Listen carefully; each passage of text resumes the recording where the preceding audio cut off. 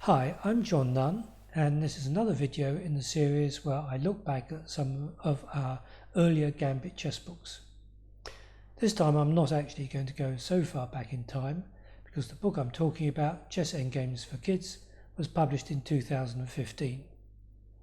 The author is German Grandmaster Carsten Müller, and he's one of the world's foremost endgame experts, so he was an ideal person to write this book. I should say that we have this long-running series of chess books for kids, and the difficulty isn't quite the same throughout the series. How to Beat Your Dad at Chess and Chess Tactics for Kids are probably the two most elementary books in the series, and are recommended to read those before you go on to the more advanced books, of which this book, Chess Endgames for Kids, is one. The endgame has always fascinated me. I've always loved endgames, and it's one of those areas of chess which players, particularly young players, often neglect to study. And perhaps they argue, well, first of all you have to get to an endgame before the endgame is important, but it's surprising actually how many games eventually come down to some sort of endgame, where there are just the kings and a few pawns and pieces left on the board. And then having some kind of knowledge of the different types of endgames can be the difference between a loss and a draw, or between a draw and a win. Well, to give you an idea of the level of this book, I'm going to show you three positions in the book, and I'm going to invite you to think a bit about them before I show you the solution. Well, this is the first position. White has an extra pawn, but by itself that's not going to be enough to win. A minor piece ending with all the pawns on one side is often not a win, even if you have an extra pawn, and that's especially the case here because there are so few pawns left. So if black can get his knight, which is currently stuck rather offside, over to the queen side, where it can be defended by the king, then the position will be a dead draw. So you have to think what the correct continuation is to win the knight, basically. So I'm going to pause here for a few seconds, and you can stop the video at this point to have a think for as long as you like before I show you the correct way to play. Alright, well, let's just have a look at the continuation. White first of all moved his king to attack the knight. There were certainly other ways he could attack the knight, but to attack it like this is a mistake because the knight is already heading back to the queen side. So you have to go, well, there's another possibility which looks quite tempting because it controls a lot of squares the knight can go to. But in this case there's not much of a threat. Black can start to bring his king nearer, and if white now attacks the knight can head back to the queen side and is rescued by the black king coming to support it. Okay, so let's go back to the beginning. The right first move is the immediate attack on the knight. The knight is very limited where it can move. If it goes in the corner, then the white king comes back to f3 and g2, and the knight is doomed. In the meantime, the white bishop can defend the queenside pawns, so the white king takes the knights, and then white plays his king back to the queen side to win with his extra material. So after king f4, black's pretty much forced to move the knight to the only other square that's not covered, knight h5 check. Once again, white has to be quite careful where he moves his king, and he must stop the knight from sliding round the back. The correct move is to play the king to g5. It's another diagonal move. Now, if the knight goes to g7, like this, white completely cuts off the knight's flight squares. All the squares the knight can go to are now covered, here, here, here and here, and the next move the king just comes up and wins the knight. So the knight can't play to g7. The only other available square is g3. Now comes the key move. The knight is once again threatening to slip away via this square and then back to the queen side. And if white plays his king back, that's just a repetition of the position. But now white uses bishop. The bishop now does belong on d3. It covers 4 possible squares the knight could go to, and the position where bishop and knight are 3 squares apart like this is one which can be interpreted either way, because the bishop takes away several squares from the knight, but you could also argue that the knight takes away several squares from the bishop, and actually which one of these is the more relevant factor depends on the rest of the position. Here it's clear that the knight is in serious trouble now. The only square it's got left is this terrible square in the corner. So now let's suppose black plays his knight there, perhaps again trying to slip out via this square, but there's no way out. The knight comes here, but white repeats this manoeuvre of putting the bishop 3 squares away from the knight. Now there's a threat to bring the king to here. So after knight checks, white has to come here with his king. Knight goes back, king comes here. Knight again is completely dominated by the bishop, can only go in the corner, and king traps knight. So the bishop and the king working together were able to win the black knight for nothing, and therefore the game. It's an example of how when you're playing with a knight, the knight needs the support of other pieces. It's a short range piece, and it can easily be trapped if it goes out on a limb and isn't able to be defended by friendly pieces. That's an important lesson to learn for the endgame and even in some middle game positions. Okay, now I'd like to show you another position. This is a little bit more complicated, funnily enough, even though there's only a king and a pawn each. It's white to play, and you have to think how white can possibly draw the game. The danger is that black king is going to come back, take the pawn, and then win the resulting king and pawn against king ending. So now's the time to pause if you want to think about it.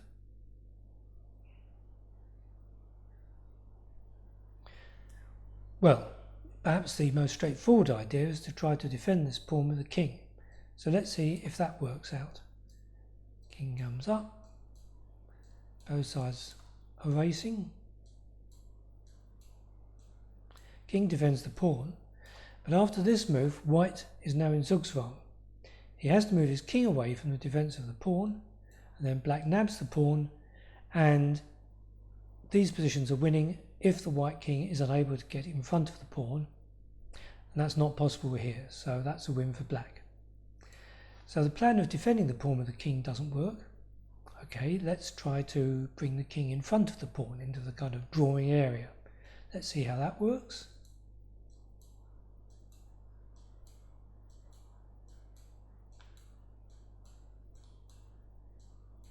Okay, this position depends on the opposition.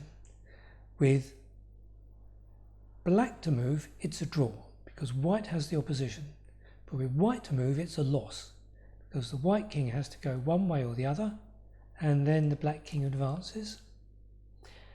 So here, white got what he wants. It's black to move, it's a draw. So is that it? Well, no, it's not actually, because black can play more cleverly. He can play his king diagonally like this. So when he gets to here, white can't play his king to e3 or e4. So he's going to try to come round in front of the pawn. He has to go back. But now he's losing time. And you can see the result. Black again heads off, and white's too late to come to the crucial b4 square, which would mean a draw because white has the opposition. So the straightforward approach of just playing the king across diagonally doesn't work. Sorry, bringing the king across laterally doesn't work because black has this zigzag maneuver with his king, which keeps the white king away. Well, the solution is quite subtle. White has to use a diagonal path of his own. Black again tries the same strategy of using his own king to shoulder away the white king. White comes here, black comes here, and now you see the point. Because of white's diagonal path, white is able to creep around the back with his king, and even though this geometrically is longer from h4 to e1 to b4 is geometrically longer than the straight across path, it takes, in chess terms, 7 moves, exactly the same length of time. And by choosing this kind of reflecting path, white is able to get his king to the b4 square just in time to make a draw. He has the opposition. A position like this is a draw if white has the opposition, where the black king is immediately in front of his friendly pawn. So this is in the section on what's called king geometry in the book. Black tries a zigzag path with his king to get to the pawn while keeping the white king away. White counters with a zigzag path of his own and thereby defeats black's plan. It's actually quite subtle, and it shows how even positions with very limited material can contain quite deep finesses. Well, actually that's one of the most difficult positions in the book, but I just thought I'd show it because it's really neat. Finally, I'd like to show you a position which is actually an exercise. It's a knight and pawn ending, and it's one of the puzzle positions in the final chapter of the book. It's white to play and win. There's a bit of a trap in the position, so you should think about it carefully. Pause now if you want to try to solve the puzzle for yourself.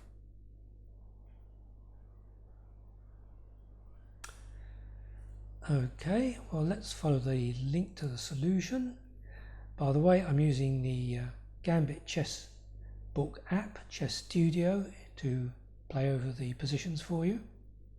Well, the trap here is if you push the pawn straight away, black attacks the pawn with his knight, threatening to take it. Of course, king and knight against king is a draw. And then, when white queens, black has a knight fork. And after this, we again have the drawn position of king and knight against king. So it's a mistake to push the pawn directly, because black is able to give up his knight for the pawn and reach a position where the white doesn't have enough material to win. Well, white has to take some kind of action fairly quickly, otherwise black's going to set up a drawing position, and the winning move is to play the knight to a6, which, by preventing black's knight going to c5, actually threatens to advance the pawn. Notice that playing the knight to d7 would also have covered c5, but that's a mistake because it blocks white's own pawn. Now, because of the threat of d7, black has to bring his knight back. It can't go to c5. The only other way back is to go to d4. But now white pushes the pawn. He's not actually threatening to promote immediately because black again has the knight fork. But what he is threatening to do is to cover the e6 square with his knight by playing knight c5 and then promote the pawn. So black pretty much has to give this check. Well, black has managed to hold up the pawn, but it's only a temporary measure. The knight by itself won't be able to hold up the pawn forever, because sooner or later, and in fact very quickly in this position, white will be able to attack the black knight with his own knight. The knight won't be able to stay on this square, and then white will be free to promote the pawn. These endings with knight and pawn against knight are almost always winning if you can get your pawn on the 7th rank, supported by the king. Black doesn't have a lot of choice here. One king move is as good as another. White now uses his knight to attack the black knight. The only move to prevent immediate promotion is here, but now white gives a check with his knight. The black king has to move away, and white can simply take the black knight and then promote his pawn. So, a couple of important lessons here. Always in knight and pawn endings, you have to be careful to look out for knight fork possibilities. They are tricky to see sometimes in the middle game, but they can also be an unpleasant surprise in the endgame. And the other important point is that if you get your pawn to the 7th, then an enemy knight will have great difficulty in stopping it. In fact, a passed pawn on the 7th rank supported by the king in a knight and pawn ending is almost always a decisive advantage. Well, that shows you roughly what you can expect from Chess Endgames for Kids. It's a nice book, as I say, slightly more difficult than other kids' books, but for people who've already mastered some aspects of the game, it's a useful introduction to the delights of chess endgame play. Well, thank you for listening to my video, and I look forward to seeing you for the next one.